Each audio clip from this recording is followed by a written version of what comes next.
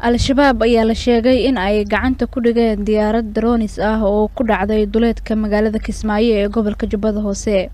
Cali Ibrahim Cabdullaahi ayaa faahfaahinaya. dagaalamayaasha ururka Al-Shabaab ayaa sheegtay inay gacanta ku dhigeen diyaarad nooc aan duuliyaha lahayn oo ku dhacday duleedka magaalada Kismaayo ee gobolka Jubbada Hoose.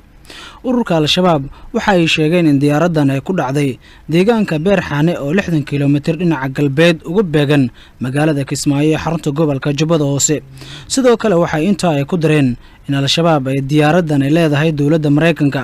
ha yeeshee waxa xusid mudan in toddobaad ka hor sidan oo kale ay diyaarad aan duuliye lahayn ku dhacday deegaanka Beerxaane ee gobolka Jubbada Hoose.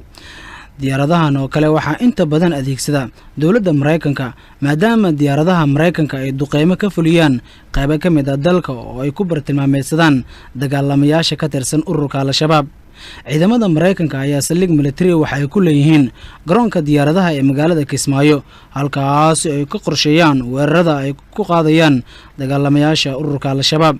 howlgallada ka dhanka Al-Shabaab ee diyaaradaha aan duuliyaha lahayn ee Mareykanka ka fuliyaan Soomaaliya ayaa muddooyinkii ugu dambeeyay sare u kacay iyadoona inta badan Al-Shabaab ilaa iyo dhowr weerar lagu qaaday saldhigyada ay ku leeyihiin Soomaaliya waxaana weerarada inta badan fuliya dawladda Mareykanka.